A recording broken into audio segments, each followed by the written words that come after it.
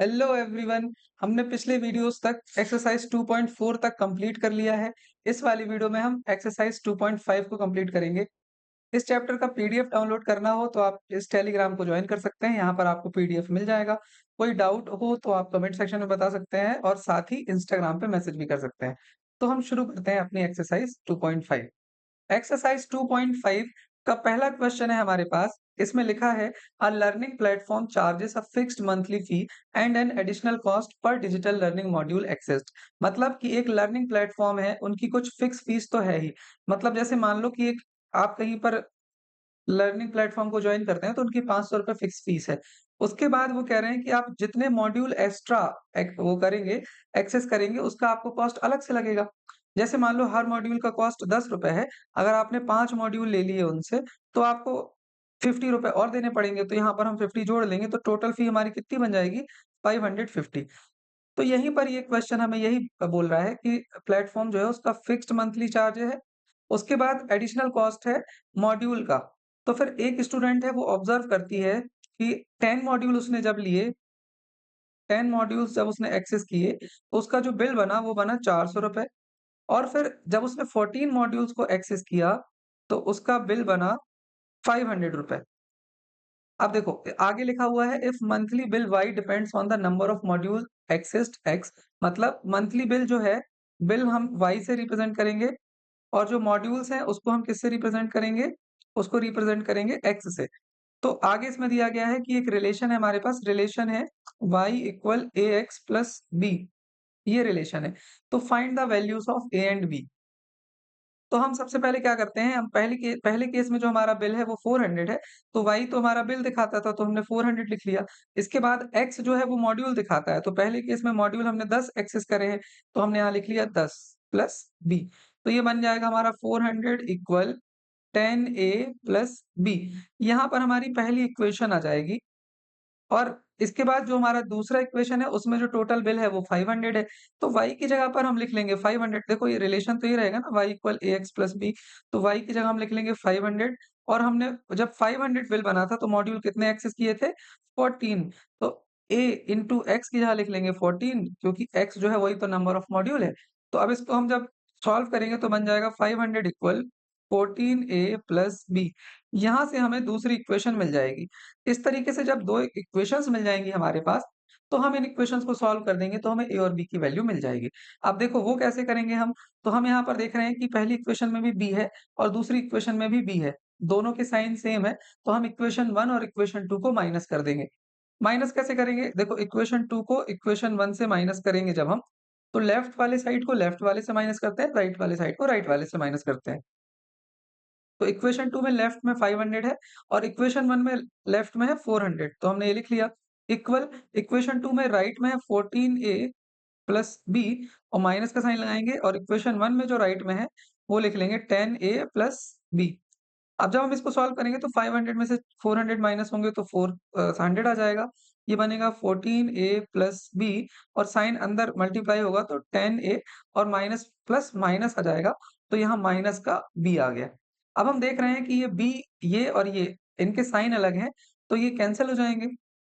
मतलब 0 आ जाएगा ये। तो ये बन जाएगा हमारा 100 इक्वल 14 में से 10 माइनस करेंगे तो 4a। तो यहाँ से a की वैल्यू आ जाएगी, 100 में से 4 डिवाइड करेंगे तो आ जाएगा 25।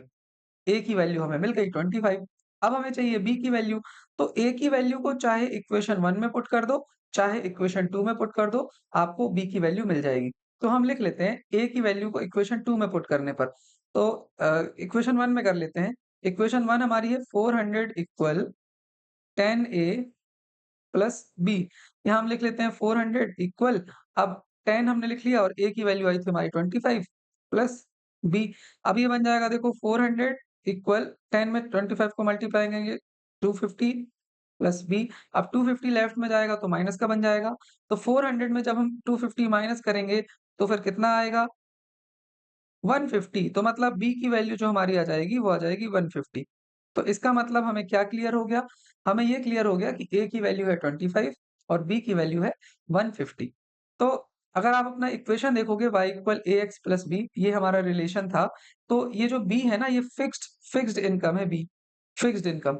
और जो ए है ये हमारे मॉड्यूल का कॉस्ट है, मतलब हर मॉड्यूल का कॉस्ट। तो ए हमारा आ गया 25, मतलब जो मॉड्यूल है वो 25 रुपए का है, और फिक्स्ड मंथली फी जो कोचिंग की है वो है 150 रुपीज। तो ये क्वेश्चन तो हमने यहाँ पर कर लिया है, लेकिन इसको थोड़ा फॉर्मल कैसे लिखेंगे ये हम देख लेते हैं। तो सबसे पहले हम लिखेंगे कि x जो है वो नंबर ऑफ मॉड्यूल्स है, y जो है वो मंथली फी है, और जो रिलेशन है हमारा वो है y equal ax plus b। ये देखो हमने आपको ये पूरा सॉल्व तो यहाँ करा दिया है, लेकिन यहाँ फॉर्मली कैसे लिखेंगे वो और अच्छे से हम देख रहे हैं। तो रिलेशन ये इतना आ गया। फिर इसके बाद देखो when x equal 10 y equal 400, जब हमारे मॉड्यूल्स 10 थे तो फीस हमारी 400 रुपए थी, तो यही हमने लिख लिया। इसको हम रिलेशन में पुट करेंगे, y equal ax plus b में y की जगह 400 लिख दिया और x की जगह पर 10 लिख दिया। तो हमारा जो इक्वेशन बन जाएगा वो बन जाएगा 400 इक्वल 10a प्लस b। इसको इक्वेशन 1 दे देंगे नाम। अब देखो, अब दूसरा केस हमारा ये है, व्हेन x इक्वल 14, मतलब नंबर ऑफ मॉड्यूल 14 है और फीस जो है वो 500 है, तो हम रिलेशन में इसको दोबारा पुट करेंगे। तो 500 फी है, y की जगह इतना लिख दिया इक्वल a इंटू x की जगह पर 14 प्लस b। तो इसको सॉल्व करेंगे तो 500 इक्वल 14a प्लस b आ जाएगा। अब देखो, इक्वेशन 1 और इक्वेशन 2 को हम सब्ट्रैक्ट करेंगे, ये हमने आपको यहाँ पर सिखाया हुआ है। सब्ट्रैक्शन कैसे करना था ये हमने सीखा हुआ है, होपफुली आपसे बन रहा है। तो जब सब्ट्रैक्ट करेंगे तो लेफ्ट वाला लेफ्ट से, राइट वाला राइट से। अब इसको जब हम आगे सॉल्व करेंगे तो हमें a की वैल्यू आ जाएगी 25। तो यहाँ से a की वैल्यू मिल गई। इसके आगे हमें b की वैल्यू भी चाहिए, तो हम लिख देंगे putting value of a in equation 1। Equation 1 में हम a की वैल्यू को पुट कर लेंगे, तो 400 इक्वल, देखो इक्वेशन a 1 था हमारा, ये है 400 इक्वल 10a प्लस b। तो a की जगह पर हमने लिख लिया है 25। तो फिर ये आगे हमने आपको वैसे सिखा दिया है कि b इक्वल 150 कैसे आया। ये दोबारा हम देख रहे हैं ताकि रिवाइज भी हो जाए हमारा। तो यहाँ से हमें पता चलता है कि a की वैल्यू 25 और b की वैल्यू 150 है। यहाँ पर ये क्वेश्चन कंप्लीट हो गया है, लेकिन हम थोड़ा सा एक्स्ट्रा इन्फॉर्मेशन भी समझ लेते हैं। तो लीनियर रिलेशनशिप जो है हमारी वो ये बन जाएगी y इक्वल 25x प्लस 150, जहां पर जो 25 है वो कॉस्ट पर मॉड्यूल है और जो 150 है वो फिक्स्ड मंथली फी है। यहाँ पर ये क्वेश्चन कंप्लीट हो जाता है।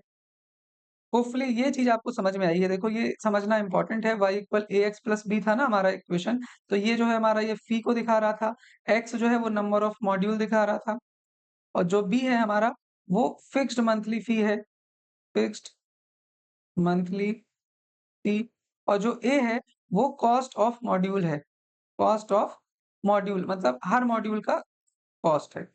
तो यहाँ पर ये क्वेश्चन कंप्लीट हो जाता है, होपफुली आपको समझ में आया होगा। बाकी हमें क्वेश्चन में बस यहीं तक करना था। ये वाला जो पार्ट है हम ना भी लिखेंगे तो चलेगा, ठीक है? क्वेश्चन नंबर 2 है हमारे पास, a gym charges a fixed monthly fee and an additional cost per hour for using the badminton court. मतलब ये है कि आपके पास जो जिम है एक फिक्स्ड मंथली फी आपको देनी पड़ेगी, और उसके बाद आपने जितने घंटे बैडमिंटन खेला आपको उसका भी कॉस्ट देना पड़ेगा एक्स्ट्रा। तो जैसे मान लो उसकी फिक्स्ड मंथली फी जिम की है 800 रुपीज, और हर घंटे बैडमिंटन खेलने का जो कॉस्ट है मान लो वो 50 रुपए है। तो अगर आपने 3 घंटे बैडमिंटन खेला है तो आपको 50 इंटू 3 मतलब 150 रुपीज और देने पड़ेंगे। तो आपको जो टोटल कॉस्ट हो जाएगा वो हो जाएगा 800 प्लस 150, जो कि बन जाएगा 059 950 रुपए आपका टोटल कॉस्ट बन जाएगा।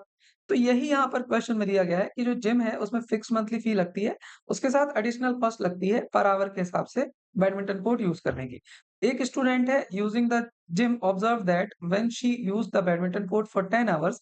देखो, जब बैडमिंटन कोर्ट 10 आवर्स के लिए यूज किया स्टूडेंट ने, तो उसको जो टोटल बिल बना वो बना 800 रुपीज। और उसके बाद when she used it for 15 hours, मतलब 15 घंटे जब उसने यूज किया बैडमिंटन कोर्ट, तो उसका जो बिल बना वो बना 1100। इसके बाद आगे बोला है क्वेश्चन में कि if the monthly bill y depends on the hours of the use of badminton court x, मतलब जो मंथली बिल है उसको वाई से रिप्रेजेंट किया गया है, और जो आवर्स हैं उसको एक्स से डिनोट किया गया है। इसके बाद जो रिलेशन है एक्स और वाई में वो हमें दिया गया है Y equal a x plus b, ये रिलेशन हमें दिया गया है। तो होपफुली ये आपको यहाँ तक समझ में आया है। तो देखो, अब जब हमारा देखो एक्स को हम आवर्स दिखाएंगे, तो जब हमारा एक्स 10 आवर्स है, मतलब व्हेन एक्स इज 10, तो जो बिल है हमारा वो 800 है, तो बिल को हमने y से दिखाया तो बिल हमारा 800 हो गया। अब इसको हम रिलेशन में पुट करेंगे y equal a x plus B में, तो y की जगह पर हम लोग लिखेंगे 800, और यहाँ a लिखा और x की जगह पर लिखेंगे 10 प्लस b। तो हमारा पहला इक्वेशन बन जाएगा 800 इक्वल 10a प्लस बी। देखो ये पहला इक्वेशन इस तरीके से बन गया। इसको एक बार हम लोग फॉर्मल तरीके से भी लिख लेते हैं ताकि इसमें दिक्कत ना हो। तो सबसे पहले हमने इसमें लिखा नंबर ऑफ आवर्स, हमने वो x माने और जो बिल हमारा है वो हमने y माना, तो टोटल बिल y हो गया। जो रिलेशन है y और x के बीच में वो हमें दिया गया है y equal ax plus b। अब देखो जब हमारा x 10 है मतलब घंटे है ना, कितने घंटे आपने खेला, वो x है, तो जब x 10 है तो y हमारा 800 था। इसको हमने रिलेशन में पुट किया तो हमारा इतना आ गया। इसको हम इक्वेशन नंबर 1 लिखेंगे। अब देखो दूसरे केस में क्या है, व्हेन, दूसरे केस में उसने क्या किया है, उसने 15 घंटे के लिए यूज किया है बैडमिंटन कोर्ट, तो मतलब x इक्वल 15 है, तो जो y है टोटल बिल वो बना है 1100। तो जो रिलेशन है हमारा इसमें हम दोबारा इसको पुट कर देंगे y equal a x plus B में, तो y हमारा है 1100 इक्वल a हमारा हमें नहीं पता लेकिन x हमारा 15 है प्लस b। जब हम इसको सॉल्व करेंगे तो बन जाएगा 1100 इक्वल 15a प्लस b। ये जो हमारा इक्वेशन बना इसको हम इक्वेशन नंबर 2 दे दिया हमने इसको। अब देखो आप यहाँ पर कि यहाँ पे भी b है, यहाँ पर भी b है, तो इन दोनों इक्वेशंस को हम सब्ट्रैक्ट कर देते हैं। तो 2 को 1 से सब्ट्रैक्ट जब हम करेंगे तो लेफ्ट वाला लेफ्ट से 1100 माइनस 800 हो जाएगा इक्वल, अब देखो राइट वाला राइट से माइनस करेंगे तो राइट में पहले इक्वेशन 2 में 15a प्लस बी लिखा है, अब माइनस का साइन लगाएंगे और यहाँ पर हमारा 10a प्लस बी लिखा है, तो हमने लिख लिया 10a प्लस बी। अब 1100 में से 800 माइनस होगा तो ये बन जाएगा हमारे पास 300 इक्वल, ये बना हमारे पास 15a प्लस बी, और माइनस का साइन अंदर मल्टीप्लाई करेंगे तो बन जाएगा माइनस 10a माइनस बी। तो अब ये बन जाएगा हमारा 300 इक्वल 50। ये देखो b और b तो कैंसिल हो गया क्योंकि इनके साइन सेम है, तो 15a में से 10a माइनस होगा तो आ जाएगा 5a, और यहाँ से a की वैल्यू हमें मिल जाएगी 5 300 से डिवाइड होगा तो 60 टाइम्स a की वैल्यू हमें मिल गई है 60। अब हमें b की वैल्यू चाहिए है, तो b की वैल्यू कैसे फाइंड करेंगे, इक्वेशन 1 या इक्वेशन 2 में a की वैल्यू को पुट कर दो तो b की वैल्यू मिल जाएगी। तो हमने आगे लिखा है कि putting value of a in equation 1 जो है हमारी वो आई थी 10a plus b, 800 equal 10a plus b, ये है हमारी इक्वेशन 1। तो इसमें हम a की वैल्यू को पुट कर देंगे, तो हम यहाँ लिखते हैं 800 इक्वल, और a की वैल्यू हमारी आई कितनी है, 60 आई है, तो हमने लिखा 10 इंटू a की जगह 60 लिखा प्लस b। अब ये बन जाएगा हमारा 800 इक्वल 10 इंटू 60 करेंगे तो 600 प्लस b। अब b की वैल्यू हमें कितनी मिल जाएगी, 800 में से 60 600 माइनस होगा तो बन जाएगा हमारे पास 200, तो b की वैल्यू आ गई हमारे पास 200। तो अब a और b की वैल्यू हमें मिल चुकी है, तो हेंस हम यहाँ लिख लेते हैं hence a equal 60 and b equal 200। यहाँ पर ये क्वेश्चन हो जाता है हमारा कंप्लीट। लेकिन थोड़ा सा हम इसको और अच्छे से समझ लेते हैं कि जो a है उसको हमने माना था कि हर घंटे कितना कितना चार्ज लगता है हर घंटे, तो 60 रुपए हर घंटे लगता है, और जो बी है वो फिक्स्ड मंथली फी है, मतलब फिक्स्ड मंथली फी जो जिम की है वो है 200 रुपीज। तो यही चीज हमने यहाँ पर लिख ली है, so the linear relationship is y equal 60x plus 200। तो 60 रुपए जो है, 60 जो है वो आवरली चार्ज है बैडमिंटन कोर्ट का, और जो 200 रुपए है वो फिक्स्ड मंथली फी है। ये आपको लिखने की जरूरत नहीं थी क्वेश्चन में, लेकिन यहाँ तक हमें इसको सॉल्व करना है, समझ लेंगे तो अच्छा ही है। तो यहाँ पर ये क्वेश्चन हो जाता है कंप्लीट। क्वेश्चन नंबर 3 है हमारे पास, consider the relationship between temperature measured in degree Celsius. देखो हमने डिग्री सेल्सियस में टेम्परेचर मेजर किया है और डिग्री फ़ारेनहाइट में टेम्परेचर मेजर किया है। अब इन दोनों के बीच जो रिलेशन है वो है डिग्री सेल्सियस इक्वल ए डिग्री फ़ारेनहाइट प्लस बी। अब वो कह रहा है कि फाइंड ए एंड बी, आपको ए और बी की वैल्यू बतानी है given that ice melts at 0 degree Celsius. मतलब जो आइस मेल्ट होती है हमारी वो डिग्री सेल्सियस में तो 0 डिग्री सेल्सियस पे मेल्ट हो जाती है, और फ़ारेनहाइट में 32 डिग्री फ़ारेनहाइट पर मेल्ट होती है। मतलब देखो आइस मेल्ट जो है वो 0 डिग्री सेल्सियस और 32 डिग्री फ़ारेनहाइट पे मेल्ट हो रही है।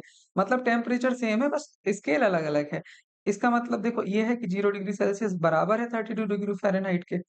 ये सेम बात हो गई ना, जैसे अगर मान लो हम आपसे बोलें कि 100 सेंटीमीटर कपड़ा ले आओ या 1 मीटर कपड़ा ले आओ, कपड़ा तो सेम ही मिलेगा क्योंकि ये 100 सेंटीमीटर बराबर 1 मीटर होता है। तो यही हमने यहाँ पर लिखा हुआ है। इसके आगे देखो हमें ये बताया है इन्होंने कि जो वाटर बॉयल्स है, वाटर बॉयल कितने में होता है? हमें पता है कि वाटर बॉयल जो है वो 100 डिग्री सेल्सियस में होता है। यहाँ लिखा भी गया है वैसे, water boil at 100 degree Celsius and 212 degree Fahrenheit, मतलब 100 डिग्री सेल्सियस जो है वो 212 डिग्री फ़ारेनहाइट के बराबर है। तो अब हमें ये बताना है कि ए और बी की वैल्यूज़ कितनी होंगी। तो इस क्वेश्चन को हम सॉल्व करते हैं, तो सबसे पहले हमें जो रिलेशन दिया गया है, वो दिया गया है इस तरीके से। अब देखो, जब हमारा डिग्री सेल्सियस 0 के बराबर था, तो फ़ारेनहाइट में हमारा 32 के बराबर था। तो अब इसी रिलेशनशिप में हम पुट कर देते हैं। तो डिग्री सेल्सियस की जगह पर हम लिख देंगे 0 इक्वल ए, और डिग्री फ़ारेनहाइट की जगह पर लिख देंगे 32। इसको इंटू 32 लिख देते हैं। ये प्लस बी के बराबर होगा हमारा। आप इसको एक बार अच्छे से देखो, 0 इक्वल बन जाएगा 32 इंटू ए, मतलब 32 ए प्लस बी। ठीक है? तो यहाँ से हमारा ये पहला इक्वेशन आ गया। हम चाहें तो यहाँ से b की वैल्यू भी निकाल सकते हैं। तो अगर हम b की वैल्यू निकालेंगे तो 32a लेफ्ट तरफ चला जाएगा तो माइनस का हो जाएगा। तो -32a इक्वल बन जाएगा b के। तो यहाँ से जो b की वैल्यू आ गई वो आ गई है -32a। ये हमें b की वैल्यू मिल चुकी है। अब जब हम दूसरा केस देखेंगे, तो दूसरे केस में हमने देखा था वाटर बॉयल वाला केस था ना, तो 100 डिग्री सेल्सियस जो है वो बराबर है हमारा, देखो जब डिग्री सेल्सियस हमें दिया गया है 100, तो डिग्री फ़ारेनहाइट हमें कितना दिया गया है? डिग्री फ़ारेनहाइट दिया गया है 212। अब इसको हम अपने रिलेशंस में वापस पुट करेंगे, तो डिग्री सेल्सियस की जगह पर लिख देंगे 100। देखो रिलेशन ये है ना, डिग्री सेल्सियस इक्वल ए डिग्री फ़ारेनहाइट प्लस बी। तो डिग्री सेल्सियस की जगह पर लिख दिया 100 इक्वल ए इंटू डिग्री फ़ारेनहाइट की जगह पर लिख देंगे 212 प्लस बी। अब देखो ये बन जाएगा 100 इक्वल 212 ए प्लस बी। अब देखो, अब हमें तो ए और बी की वैल्यू चाहिए है, तो हम एक काम करते हैं, इक्वेशन 1 से बी की वैल्यू को यहाँ पुट कर देते हैं। जब हम यहाँ इसकी वैल्यू को पुट करेंगे तो 100 इक्वल बन जाएगा 212 ए, और बी की जगह पर हम लिख लेंगे माइनस का 32 ए, क्योंकि बी माइनस 32 ए आए। तो अब ये बन गया 100 इक्वल, अब 212 में 32 को हम माइनस करेंगे तो कितना आएगा? तो हमारे पास आ जाएगा 180, 180 ए। तो ए की वैल्यू हमें यहाँ से मिलेगी 100 अपॉन 180। 0 कैंसिल हो गया, 2 से डिवाइड करेंगे तो 5 अपॉन 9, मतलब ए की वैल्यू जो हमें मिल जाएगी वो मिल जाएगी 5 अपॉन 9। तो ए की वैल्यू इस तरीके से हमें मिल गई। अब हमें बी की वैल्यू चाहिए, तो हम इक्वेशन नंबर 1 या इक्वेशन नंबर 2 कहीं भी इसकी वैल्यू पुट कर देंगे तो हमें बी की वैल्यू मिल जाएगी। देखो इसको इक्वेशन नंबर 2 बोल सकते थे हम लोग, लेकिन रहने दो, इक्वेशन 1 में ही हम इसको पुट कर लेते हैं, वो ज़्यादा ईज़ी होगा। तो इक्वेशन 1 जो है हमारा वो है b इक्वल -32a। तो अब a की जगह पर हमें कितना रख देना है? a की जगह पर रख देना है 5/9। तो b की वैल्यू हमें मिल जाएगी। 9 से 32 डिवाइड तो नहीं होगा, तो फिर ये हम मल्टीप्लाई कर लेते हैं, तो 32 इंटू 5 करेंगे तो 160 आएगा अपॉन 9। तो यहाँ से हमें b की वैल्यू भी मिल गई, जो कि है माइनस का 160 अपॉन 9। यहाँ पर ये क्वेश्चन कंप्लीट हो गया। देखो, आपके लिए ये हमने थोड़ा और अच्छी हैंडराइटिंग में लिख दिया है ताकि नोट्स में ईज़ी रहे, और इस तरीके से यहाँ से ये बी की वैल्यू भी लिख दी है। अब देखो यहाँ तक तो हमारा क्वेश्चन ये कंप्लीट हो गया, ए की वैल्यू हमने निकाल ली और बी की वैल्यू निकाल ली, यही हमें क्वेश्चन में पूछा भी गया था। Find the values of a and b. हाँ, फाइंड ए एंड बी। अब देखो, अब हम ये लीनियर रिलेशनशिप भी हम यहाँ पर निकाल ही लेते हैं। तो ये हमने वैसे करके रखा है यहाँ पर, लेकिन आपको एक्सप्लेन भी कर देते हैं एक बार। तो जो हमारा रिलेशनशिप था वो था डिग्री सेल्सियस इक्वल, देखो रिलेशनशिप कहाँ गया? ए डिग्री फ़ारेनहाइट प्लस बी। तो यहाँ लिख लेते हैं ए डिग्री फ़ारेनहाइट प्लस बी। अब डिग्री सेल्सियस जो है हमारा ये है, और ए की वैल्यू हमारी आई थी 5/9 डिग्री फ़ारेनहाइट, और बी की वैल्यू आई थी -160/9। अब हम देख रहे हैं कि ये जो डिग्री सेल्सियस है, यहाँ पर हम 5/9 को कॉमन ले सकते हैं। तो यहाँ पर बचेगा हमारे पास डिग्री फ़ारेनहाइट माइनस, अब ये बचेगा 32, 32 बचेगा। तो ये जो हमारा ये रिलेशन आया ना, हमारा रिलेशनशिप, ये हमारा डिग्री सेल्सियस और फ़ारेनहाइट के बीच में रिलेशनशिप है। अगर हमें फ़ारेनहाइट में टेम्परेचर पता है, तो हम डिग्री सेल्सियस में निकाल सकते हैं। अगर डिग्री सेल्सियस में पता है, तो फ़ारेनहाइट में निकाल सकते हैं। बहुत ईज़ी हो गया ये। देखो एक बार हम करके भी दिखाते हैं आपको, जैसे टेम्परेचर जो आइस का मेल्ट होने का था, वो फ़ारेनहाइट में कितना था? क्वेश्चन में दिया है, ice melt eight 0 degree Celsius and 32 degree Fahrenheit. तो देखो, ये जो हमारा रिलेशन आया ना यहाँ पर, ये रिलेशन जो आया, अगर हम इसमें फ़ारेनहाइट की जगह पर 32 लिख देंगे, तो देखना डिग्री सेल्सियस ऑटोमैटिकली 0 आ जाएगा। ये 32 माइनस 32 0 है, इसका किसी से भी मल्टिप्लिकेशन करेंगे तो 0 आ जाएगा। देखो डिग्री सेल्सियस में 0 आ गया ना? मतलब ये रिलेशनशिप हमें बताता है कि डिग्री सेल्सियस और फ़ारेनहाइट में क्या रिलेशन है। फ़ारेनहाइट में टेम्परेचर पता है तो डिग्री सेल्सियस में कन्वर्ट करना ईज़ी है। डिग्री सेल्सियस में पता है तो फ़ारेनहाइट में कन्वर्ट कर सकते हैं इसी को यूज़ करके। यहाँ पर एक क्वेश्चन हो जाता है कंप्लीट और यहाँ पर हमने एक्सरसाइज़ 2.5 को कंप्लीट कर लिया है। आपको इसके नोट्स चाहिए हैं तो ये टेलीग्राम में आपको मिल जाएँगे और इसके साथ ही कोई डाउट हो तो यूट्यूब में आप पूछ सकते हैं कमेंट सेक्शन में। हम मिलते हैं नेक्स्ट वीडियो में। Have a nice day.